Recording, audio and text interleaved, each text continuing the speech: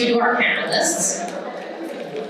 We have Nicole West of Nicole West Inc. We have Rochelle Boaz, the General Counsel of LeafLink, and we have Kristen Jordan, CEO of Park Jordan. So, to kick off our conversation, again, this is keeping it legal. It's an area of the industry that can be very overwhelming. Whether it's creating an LLC, signing an agreement with a business partner, as Deb said, contracts and legal agreements can't be ignored.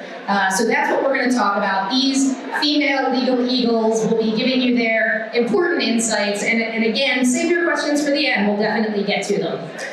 So let's start in the middle. Kristen.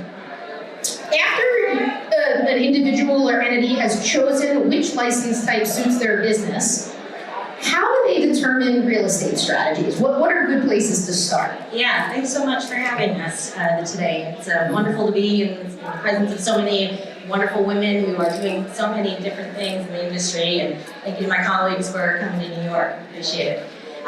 So I am the CEO of Park Jordan. I believe us to be the only Asian and Black-owned commercial real estate brokerage firm serving the cannabis industry. Thank you. My business partner Barrington and I came together because as heads of real estate for two of the largest MSOs at the time, we had challenges with third-party service providers to service our business. They just didn't understand the regulatory process, and that became really challenging. So forgive me the question. It was after an entity or an individual has chosen which license type suits their business, how do they determine real estate strategies? Okay, so in terms of your real estate strategy, I would suggest that this is one of the most underlooked areas in the cannabis industry. We just don't have the talent or expertise in our industry yet to help suss out some of these challenges around real estate, frankly. So we came to the space because we think we have that expertise, having worked with these MSOs and having had experience in commercial real estate generally.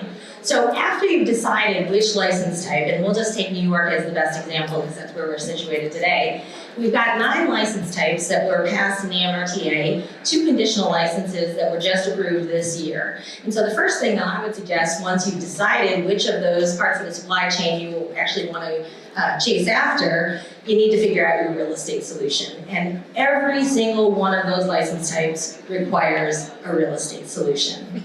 So first thing you're going to do is you're going to check your regulations. Now, of course, in New York, we only have 2 license types out that are active and viable for this year, one of which we have the regulations, the conditional hemp license. So that's your first step, is you're going to look at the regulations, see if there is any indication or any guidance around the types of real estate that will be compliant for that license type, right? That makes a whole lot of sense. And generally, you can figure that out by reading the regulations, by talking to your consultant or your attorney. There's some really great blogs up as well. That's your first step.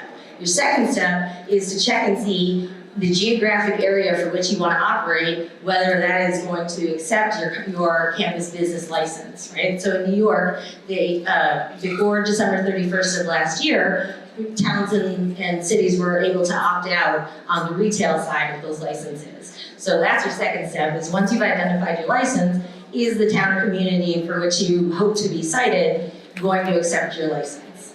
So that's the first couple of steps. Do you want to bring in our other folks? Yeah, absolutely. So I think a good segue, and you know, this is an open question for dialogue. I didn't introduce myself. Let me quickly say, I'm Ellie Siegel of Longview Strategic. I'm a consultant in the space. I'm also an attorney, and this is why I brought it up, because I often say to people, you know, I'm also an attorney, but, you know, don't hold it against me. It's like a little, you know, joke to kind of like deflate the moment, because very frequently in this space, folks have so many attorneys and they've come across so many attorneys. So this is where I think this, you know, leads into the next question. Yeah, sure, and please, I thought it was a good segue. That's the question I was going to lead into, from real estate into how many lawyers do you need? So, perfect segue. So my first statement is, I got into the cannabis industry in 2008. I got into commercial real estate, and 3 days later, the economy crashed. And literally 72 hours after I got my real estate license, the economy hit its official lowest point ever. And I walked in to buy some weed from my dispensary, and I was like, I don't know what the fuck I'm gonna do with my life. So I went in to buy some weed, and my dispensary was getting forced out of their location. My dispensary said, "Hey Nicole, I know you're a real estate agent." And I was like, 72 hours in. And he said, well, they're keeping me out of my spot. And the city of Long Beach is going to start an ordinance process next year, and it's going to be on city council. And I said, well, I got nothing else to lose. So I became Long Beach's first cannabis real estate agent in 2008. I've done 16 leases in my life, and that is it. And they were all cannabis leases. And one of the things that I found that's really important, and I'm hoping that people are realizing, is just because somebody understands like the legal pieces of it does not mean that people fully understand the operational sides of things. So a good example, I currently work for a company. I'm the director of operations of a company called Pure Good. We just renamed from LB Atlantis. We got some our logos are on the banner, LBA, now Pure Good. But my boss, who's here, Warren, I don't know where you are, there's Warren. We met at a real estate deal. He's a real estate agent, and he showed me a property, and our original interaction was me shredding him to pieces of how terrible this piece of property was, and how he wasted me and my client's time even looking at it because the ceilings were drastically too low for cultivation, and there's not enough power in this building, sir. So being conscious, I'm sorry, Warren, I don't mean to throw you on the bus here, being conscious of operational fortitude in that space is going to be just as important as grasping some of the legal strategies that need to be in there. And so working with an agent is cool, but working with an agent who understands what operational needs you have for this space, how many human beings are you going to need in here, how many rooms do you actually need, are you going to have vestibules, little basic questions as far as operations that a lot of agents aren't prepared for answering, and they will literally try to show you 35 properties, and only 12 of them are going to actually work within the zones, and of those 12, maybe 2 are actually going to exist in the right space. So working with agencies and agents that actually have some operational fortitude, I would say, is just as important as working with people that understand the rules and regulations. And so that is something that I would like to say from my 14 years ago when I got into the industry. Fast forward, one of my real estate clients actually invited me to be his business partner because the industry had nothing else, and I became a partner in my first dispensary at 24 years old in the city of Long Beach. Through real estate. And it was the amount of time that got wasted from all of the brokers showing me properties. I had to look at hundreds of properties to get through to 15 properties that were worth it. When we're on time crunches, people, you don't have time to look at 100 properties to tell your agent, to teach your agent, this is not a compliant property. This actually isn't going to work. There's not enough power here, sir, or ma'am, or whoever doesn't understand power. I'm sorry, Warren, you're in this situation. He's like one of the only dudes in the room. No, there's like 3 of them. But that is, I just wanted to make sure, working with groups like that, like they've been through it, right? They've looked at 1,000 properties, they've seen all of this stuff, and people have taught them, right? They probably weren't the most sharp cannabis a couple years ago, but now they've done enough, and they've done enough field work, and they've gone enough properties, and they've had enough growers be like, what the hell is this? Like, my bad, I'll show you a better property. They've gotten out there and done that legwork. So just working with an agent who's willing to show you properties for cannabis is not enough. Just working with an agent who understands legally where I can put, oh, here's a green zone, I got a map. Cool, everyone's got a map. It's on the website. Thank you very much. This is the area I can go to. But understanding what that actually looks like in our operations is equally, if not more important. Yeah, jump in. Hi everyone, I'm Rochelle, I'm the General Counsel for LeafLink, and so I think we have a little bit of a different perspective because we are not actually plant touching. We're a technology company, but we work with a lot of partners and operators in all the different states. So just kind of adding on to what you're saying, it's not only is it working with an agent that knows, but also your operating partner that may or may not have done this before, and kind of to be appreciative of the intricacies between what are the state regulators going to require to grant you your license in a specific state. So I think, just kind of adding on to what you're saying, there's a lot of intricacies about the availability, but also the operational areas. And I'll just speak really quickly to the question about how many lawyers, since we kind of went around that with the real estate answers, but I think the answer to how many lawyers, and I'll expand that to how many vendors in general, it's a team sport. This isn't golf, it's like baseball or anything that has more than 10 people on the field. It's, this is really a team sport. So you need an internal team and you need an external team. And I agree with these ladies, you need somebody focused specifically on real estate. You need an attorney focused specifically on your corporate law matters. You might also need a land use attorney focused on land use matters in conjunction with your real estate broker or consultant.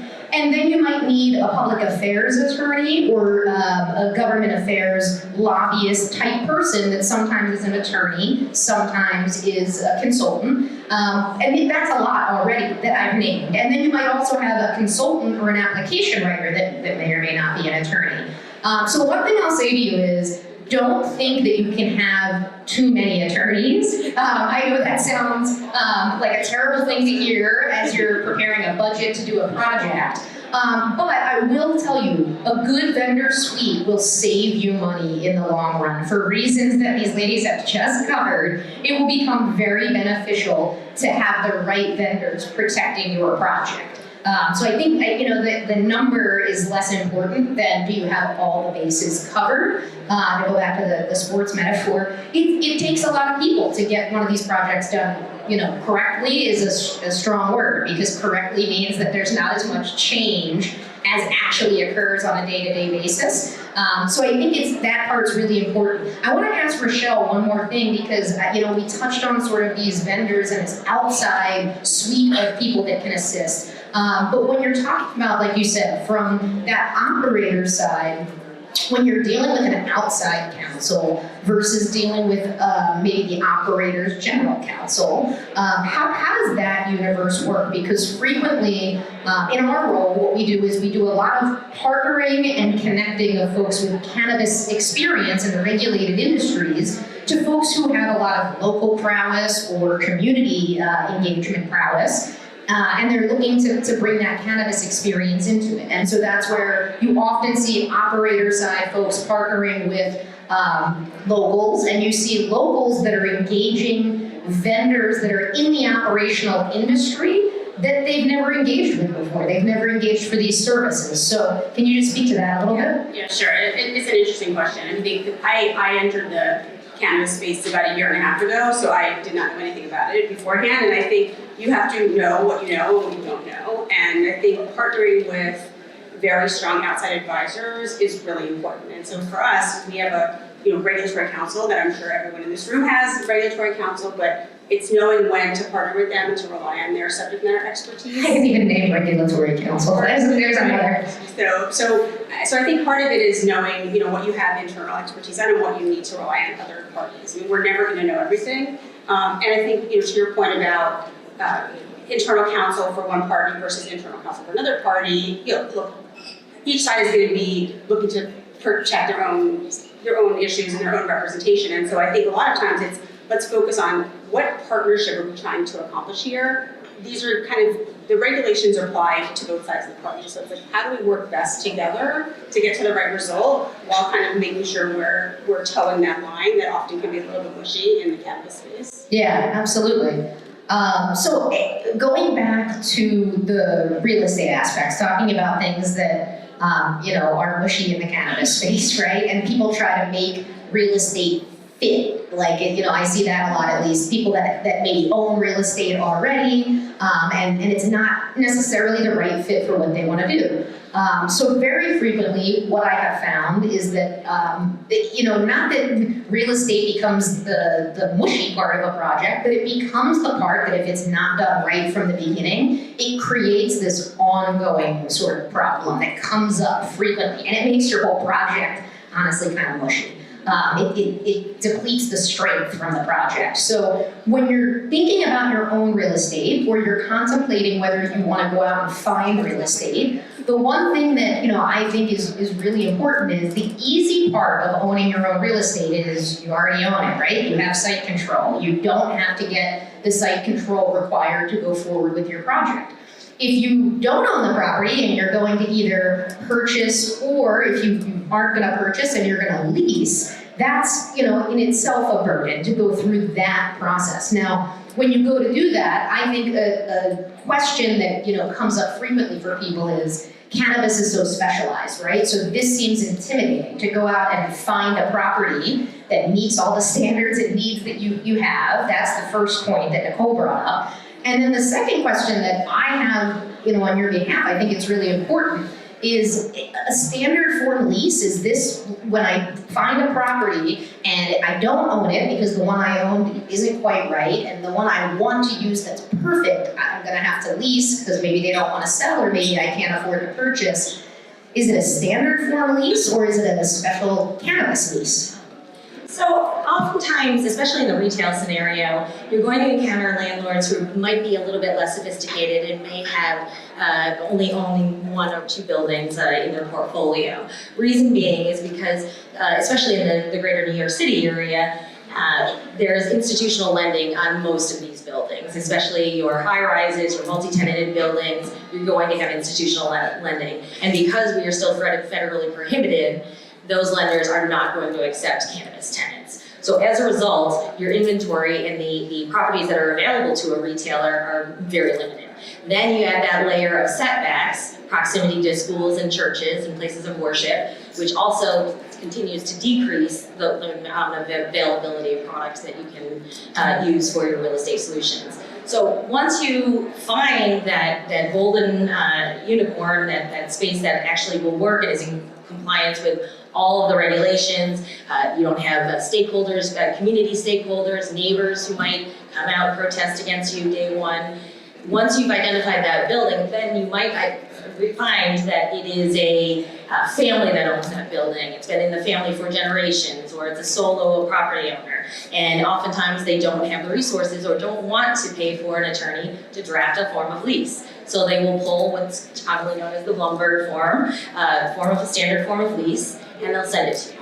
Well, in that fine print, and it is fine print, and you have to pull on your magnifying glasses to read it, you'll find various clauses that do not work for cannabis, period. 2 of which, just touch on briefly, your compliance with laws. Compliance with laws sections in your leases are standard, they're going to be everywhere, but they're going to say that tenant, you are going to comply with federal, state, and local laws. Well, guys, we can't comply with federal laws. So that clause in and of itself needs to be changed immediately. That's the first thing. And any talented lawyer who knows this space would understand that and would know that. The second thing that's super important to think about in the context of cannabis is, oh my gosh, adjust your light, sorry. Okay. I'm wondering if it's... Unfettered access for your landlord. Typically, your landlord has unfettered access to your space, especially in the event of an emergency, and then in the event that they, for instance, it's the end of your lease term, and oftentimes your lease will say, within 6 months of the lease term, if you have not renewed your lease and you intend to vacate, they can show the property, and usually that's on 24-hour notice or something reasonable along those lines. Well, we are a very regulated industry, and there are going to be restricted areas for which you cannot allow anybody unfettered access. And oftentimes, in those restricted areas, you have to notify the Office of Cannabis Management who is going to be intending to walk through that space and when. So certain clauses like that, absolutely you need to pay attention to, and a standard form of lease would not work in its standard form. So yeah, that's I think the main thing to take away. The biggest points that Kristen pointed out, of course, and knowing from the start that standard isn't going to be correct. I think the other thing to know, not only on your side that standard isn't going to be correct because you need these types of considerations in there, there's also not a sort of cannabis premium that you should expect a landlord to be charging. That's, I think, the other side of the coin is from the landowner's spot, they very frequently want you to know out of the gate that this is non-standard, and because of that, they're tacking on 30% or, some number that seems astronomical. And the question of, is that standard? Yes, there is a bit of a premium that landowners will charge, but there isn't a sort of cannabis number that if folks tell you, there is, that's just not correct and everything can be negotiated. So I think that's important to know, both from a business side and a legal side. Almost everything can be negotiated. I would suggest, this idea of this green tax, I almost think is a little bit of brokering, right? You need a savvy broker who, if your rent per square foot is an astronomical number, then we need to think about other concessions free rent, tenant improvement allowance, a turnkey by the landlord. There are other ways to skin the cat that don't necessarily mean a lower rent. It's funny, that's Rochelle, and I don't know if this is what you're going to speak to, but the question of negotiating contracts and how do you do that to your company's best interest, given the limitations of the cannabis industry. Just generally speaking, when you're negotiating contracts, is there a way to protect your company's interest practically, given all these moving parts? Sure. I mean, before I Please. I just wanted to add one thing, which is this kind of carve out you need for compliance with laws. I think you're going to see that across every agreement you sign. So it could be something as minor as your photocopy rental agreement or a consulting agreement if you're hiring a recruiting firm. So that's something just to kind of be mindful of. And that's like Mr. Point, it's a non-starter. You can't, sign a rep that you're going to comply with federal law. I think as far as like negotiating, I think everyone in this room would appreciate as the ladies on the panelists, this is an evolving area of law, and it is very rare where there is a black and white rule that is not open to interpretation. And so I think, especially in the legal field, and frankly, your business clients and your commercial clients have to be comfortable with what is correct enough. And honestly, it's something I've had to get comfortable with over the past year and a half, because I am a capital markets securities lawyer by trade, where the rules are pretty cut and dry. Correct is so funny. That's why every time I say it, correct. Right. So it's almost like what's right enough, or what is the least risky option and just kind of appreciating that there's always going to be some sort of risk, whether it's a fine, okay, fine. Is it reputational? Is it commercial? And just kind of being comfortable. Yeah, I find that it's almost a legal conversation and a business conversation that we have frequently on the business side with folks, and we try to lay out for them the parameters of this is really the business decision that you're making, because the risk can't be entirely sucked out of it. And as much as you could work with any lawyer on the real estate side or the transactional side or the regulatory side, there's just some spots where that's as far as you can get. And from a business decision standpoint, sometimes you have to accept either risk column A, risk column B, or risk column C, and put that against the business gains that you'd see in each of those columns. And on the real estate side, I think that's, where more of the pitfalls can sometimes be seen very early on in large numbers. So I want to ask Nicole, can you speak to either, specifically real estate or in general, the mistakes? You mentioned that you've seen a lot of them made. And so, I think it's just important to touch on maybe one or two at the highest level that stick out to you. Well, I'll start the conversation by saying these ladies all have amazing legal backgrounds, and I'm up here because I'm the first white-collar criminal in the history of regulated cannabis to receive a felony for receiving my C-suite position. I was the vice president of Sweet Leaf Marijuana Centers, where I was running the company. I brought it from $15 million a year to $97 million a year. We had 6 lawyers, 1 full in-house counsel, and I had hired 2 former investigators for the NBD to work for us full-time as our compliance directors. But everyone knew me as the compliance person because I'm very by the book. So when we have the conversation of how are we going to look at our risk-reward situation, right? No one in our legal team ever said, Nicole, by the way, if this continues to happen this way, you might become a felon and go to prison. No one ever told me that. And if they would have, I would be like, holy shit, well, maybe we should think about this. Like, let's really receive this. And I know in real life, doing everything that I do, I'm a felon and I might go to prison. Like every single person in this room, if you are selling, touching, moving, anything, you are all felons. You have not been convicted yet, but you're doing felonious activities. Welcome to the club. I'm just the first person to receive the badge of honor. I am the first in regulation to receive a felony for doing my job. And actually, I'm the second because the person who replaced me at Sweet Leaf when I had no longer worked there for 6 months, when the investigation finally came to full head after they had spent $15 million of Denver City's money investigating us, hired 3 full-time confidential informants that worked for us in our company for over a year and a half. My lawyer was late to our arraigning, so I actually got to be second. Ashley Goldstein, who was my replacement, is the real first white-collar criminal because my lawyer hours late. So shout out Ashley if you're paying attention. If you're watching my live, I'm on live stream right now. But with that said, when we're talking about mistakes that have been made, when I look at the err on the side of caution conversation, it's a very confusing one because what we're doing is we're habitual line steppers, right? This industry, we're hitting the boundary as hard as we can. If you guys understand basketball metaphors, like we are literally hitting that fucking line every day. And if you're not doing your job, at least not to the level that we need to, because this is still federally illegal, right? We are still being treated like we're criminals in many places. And shout out to New York for allowing me to smoke weed on the fucking street and not feel like a crackhead out here. Thank you. Thank you, everyone. That was a big deal for me. But in the mistakes that I've learned is, at the day of arraignment, and I'm sitting there and I'm thinking to myself, how the fuck did I get here, right? And I realized because I am pushing this industry, and if you're doing that, understanding that this is still federally illegal, this is a big deal. I'm pretty sure the white collar criminal thing's not on my bio. I'm sorry for that. I dropped it in real last minute. There wasn't enough time for I thought it was interesting they put me on the legal panel. I was like, okay, well, this is fun. But with that said, the mistake that I've learned in this, and something that I would like to impart on everybody, is the conversation of even if your lawyer says it's okay, it doesn't mean that it actually is okay. And even if Medman is doing it, doesn't mean that it's legal. And even if this package has this thing, that does not mean that it's right. And even if somebody next door is doing it, does not mean that you should do it. And that, my friends, is the biggest problem of this industry, is we are literally following in the footsteps of other people who are fucking it up. Don't do that.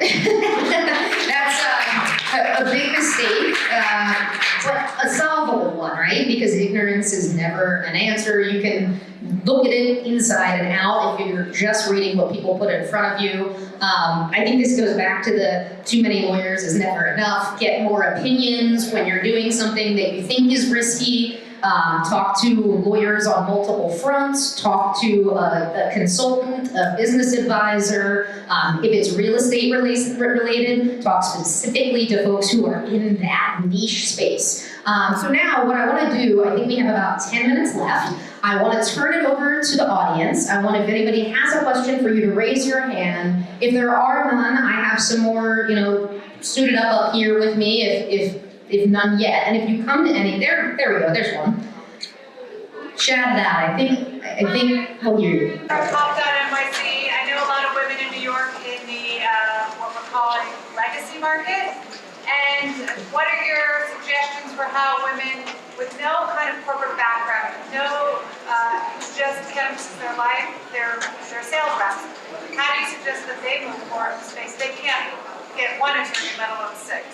So I'm going to repeat the question just since you didn't have a microphone so that everyone can hear it. The question was for folks that have been working in the legacy market that have tons of cannabis experience, but it doesn't translate directly in a way that can easily be communicated to the regulators. I think that's the first part. And then the second part is also based on that level of income for the time they were in the legacy industry, they likely don't have capital pulled together to secure 6 attorneys, let alone 1. So the question was how, in 2 answers, I think. The first one about the legacy market and showing experience for the regulated industry, and then the second question being this question of, I think it's also a little bit about seeking capital and raising capital, but it goes right to, if you don't have the money to engage vendors, where do you start? Ladies? So, 14 years in the industry. I got into it through the beginning of regulation, like I said, and I would say this is probably the most unfortunate reality that I have, which is women in general don't have the same access to capital that men do, and this is just a general statement. I'm sorry if anybody doesn't agree with me. Just go sit in a fucking boardroom at a banker's meeting one day, you'll understand what I'm talking about.